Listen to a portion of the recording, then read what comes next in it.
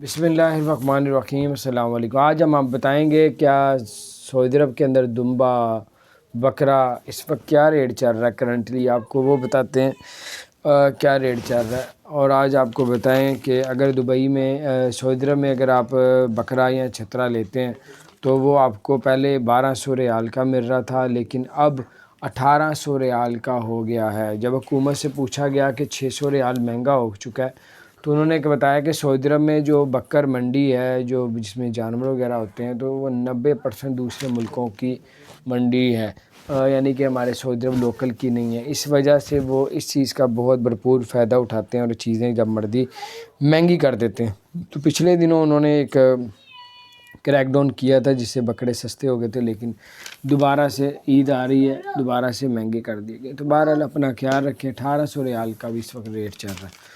अल्लाह ताला खैर करे। चैनल को सब्सक्राइब नहीं किया तो सब्सक्राइब कर दें, बेल आइकन प्रेस कर दें।